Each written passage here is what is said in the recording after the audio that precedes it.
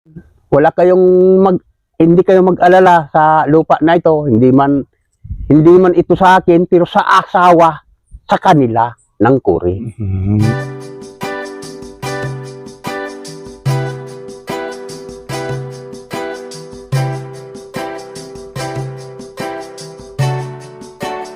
Yun po, magandang araw po mga kalingap, mga kasagap.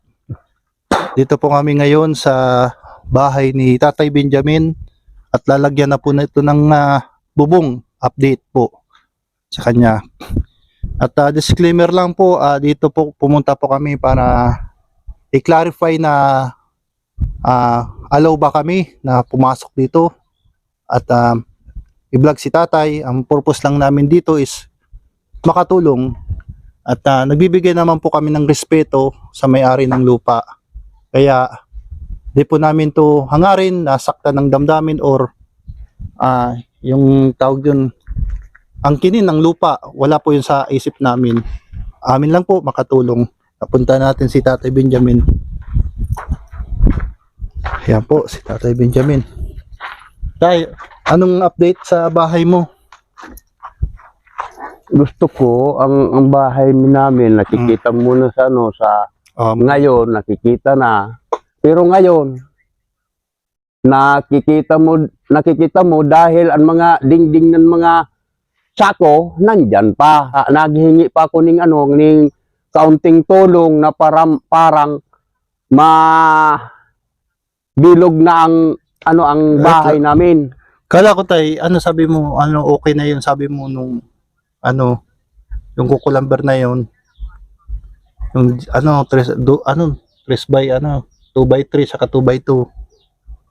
2 by 3 2 by 3 12 mahaba. 12 ang haba. Kasama na yan, kasama na.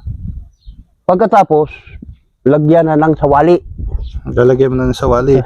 Lalagyan ng sawali. Kaya makikita mo, so ibinigay mo sa akin, kahit bilangin natin kung saan ko ilinagay, na ayaw kong magsinungalin, na nakikita man ang ilinagay ko. Kumbaga mo lang yun tay, estimated mo lang. Estimated lang na kung kumulang, baka makahingi ng tulong na lagyan man sa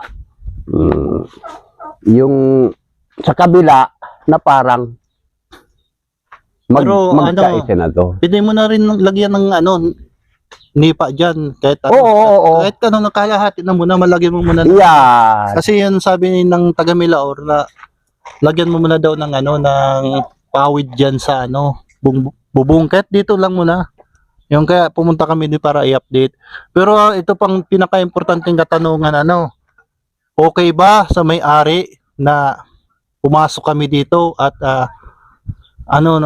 tumulong lang, yun lang ng purpose namin, tumulong lang. Kasi yung nag-sponsor niyan makita lang kayo na hindi kayo maulanan. Yun ang purpose. Wala po tayong inaangkin na lupa, wala tayong kumbaga na kung talagang trespassing tayo, dapat nagtayo na sana ako diyan, di ba? Tapos ang trespassing is yung tawag doon na pumasok ka na hindi mo alam, di ba? Di ba, ikaw, di mo pala alam na pumasok na lang ang bigla. Alam naman pala ng may-ari yung panganay. Okay naman pala sa panganay, Panganay. Okay naman po sa panganay na kapatid.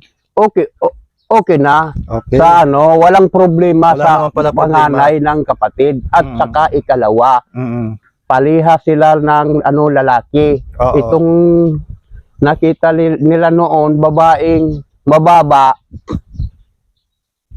yan ang nagpapakuan sa amin na parang yan na hindi kami kuan baga yung yung tutulungan na yung parang na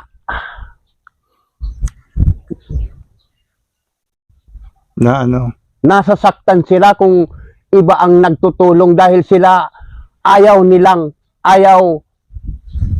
makita nila sa amin na mayroon nagtutulong. At saka parang makuan siya, yung bagang na parang nasasaktan sila kung nakikita kami na mayroon nagtulong. Dapat maging masaya, ano tayo. Kasi, Paano naman yaning masaya dahil masakit pag tingnan siguro nila sa amin. Kaya sana sa awa ng Diyos, dito na lang kita sa katotohanan na ang gusto ko, tayo-tayo lang o kung sino ang makapagkuhan sa amin na tulungan na lang. Pero tulungan na lang. yung itong Kasi ang ano namin dito, wala kaming masamang intention dito, wala kaming ang gusto lang ng sponsor ay makita kayo na komportable naman kayo, safe naman kayo umuulan. Na ganito, tag-ulan, tapos buti ngayon magandang panahon, tag-ulan ngayon. Yung matutulog ba kayo, nababasa ba sa loob ng bahay? Mahirap ba gayon? oo, at saka na malipot, yung Malamig. malamig. Kaya itong nilagay natin is light materials. 'Di ba? Magtaka sila kung ano yung pinagawa natin yung konkreto, talaga mahirap talagang gibain. Oo, Tama, hindi. 'Di ba? dapat. Pag light materials lang kahit anytime kung sakaling paalisin kayo, madaling tanggalin, Yan. tanggasin.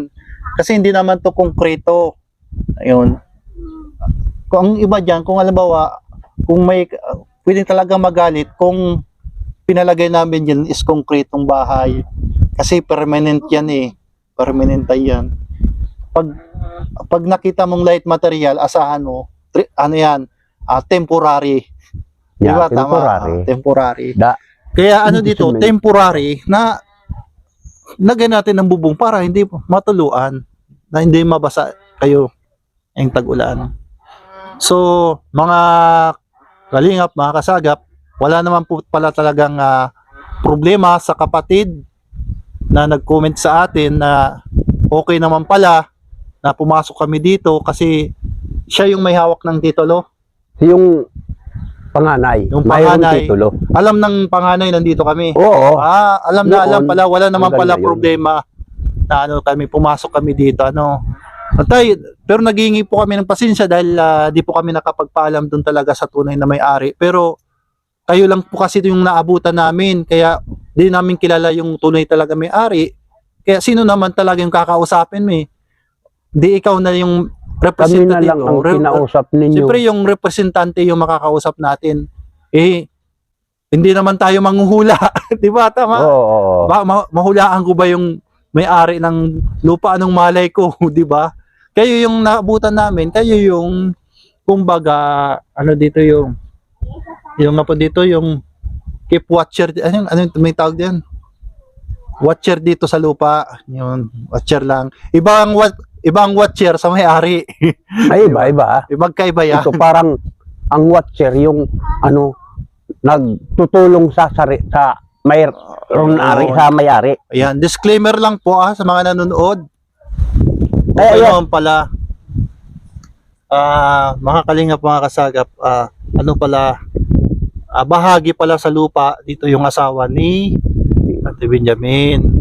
Kaya okay naman po pala.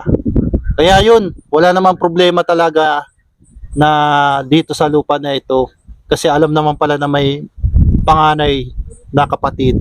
Na po yung okay po. Yan, anong gusto niyo pong sabihin sa nag-sponsor nito? Nag-aalala lang kasi siya. Anong gusto niyo sabihin? Kasi nag-aalala lang siya. Ang gusto ko nga sabihin, hindi kayo mag-alala dahil yung kapatid ng asawa ko, yung panganay, ang sabi nila, taas mo ang kuhan mo yung bahay mo na parang maganda pagtingnan kang mga tao na nagdadaan dito sa tiglagyan ninyo. Ngayon, okay naman yung kapatid ng asawa ko. Kapatid nila. Okay naman pala. Okay naman. Para yung hindi Ibig nakaano. sabihin yung nag-comment sa akin, kapatid yun ng asawa mo. Kapatid siya. Kapatid siya. Parang hindi sila nagkaisa. Dahil noon, kan 2000, nandito na kami, 2000. Siya, duminating pa lang kan 2021. Okay naman pala. 21. Kaya sila, pag-isipin, malayo. Yan na, huling katanungan tay, yung pinakalas talaga, pinakahuling estimated, ilan na lang kulang na kukulamberang pwede dyan? Mga ilan na lang? Talagang last na, Isa, dalawa, tatlo, apat, lima, anim.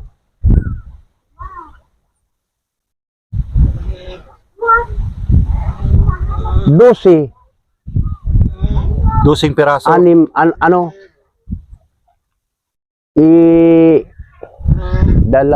isang, 12. 12. Dosi. O, 12 na lang po ang kulang.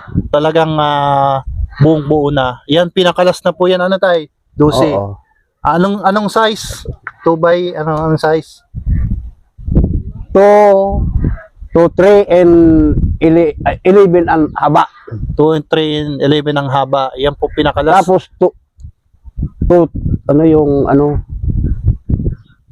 dos por dos, yung dalawa, ayun, dos por dos, yung, Pero pero- bali lahat 12 peraso. 12. 12 peraso na lang lahat yung kulang. Pero lagyan mo na diyan ng bubong. Oo, para, makikita ninyo pagdating nyo dito. lagyan mo na diyan bubong para makita ng nagbigay nito na gusto nila makita na maayos yung kalagayan. Oo. Okay tayo, di na po kami magtatagal. Pero nakikita nyo baga, Oo. ang ilinagay ko, Oo, talagang naghihintay na lang na Oo, parang bububungan na baka lang. bukas, May bubong na. lagyan ko na ng nipa. Lalagyan na ng ipa. Bukas, lalagyan ko na. Parang pagpunta mo dito, maganda na ang Okay, anong gusto mong sabihin tayo? Magpasalamat pa sa sa nagbigay nito. Okay, nagpapasalamat ako dahil maganda ang ibinabagay ninyo sa amin kahit kayo o malayo na ngayon nadingig ko, parang maganda rin, parang lumuluha ang sa akin ang yung mata dahil maganda ang ibinigay nyo. Kahit ganito lang ang bahay namin, pero pag-isipin, hindi kayo mag-alala sa lupa na ito, hindi man ito sa akin, pero sa asawa, sa kanila ng Kuri. Okay na po. Yan, Kaya maraming nagpapasalamat din ako. Okay, maraming salamat tayo sa pagpatuloy dito. At siyempre yung panganay na may-ari pala dito. Nagpapasalamat ako. Yung pangalan, anong pangalan ng panganay? Ang pangalan nila, Melchor Kuri. Yan, si Melchor Curi na lang. Yan siya. Iyan ang sabi niya na dagos itong Tuloy. patuloy nyo ang paglagay ng bahay. Mayroon na sa iyo. Nagpapasalamat tayo sa panganay na may-ari ng lupa na pinatuloy kami dito. Yan, maraming at pagpalain po kayo ng Panginoon Diyos sa lahat ng nagiging mabuti kay Tatay Benjamin. Tay, advance Merry Christmas, mag-iingat kayo lagi. Oo, Maligayang Pasko. kayo din mag-iingat din dahil nandito ang sa ating Panginoon dahil ang kuwan ko kapag humangin ng maghangin ng kaunti lang, parang ako binibiyayaan ng katunayan ng sa atin ng Panginoon. Okay. Okay tay, maraming salamat at God bless po at mag-iingat po kayo lagi at babalik po kami dito. Salamat po tay sa kaunting kaliwanagan at clarification sa ating detalye. Wala namang palang problema. Yan tay, maraming salamat po. Salamat din po.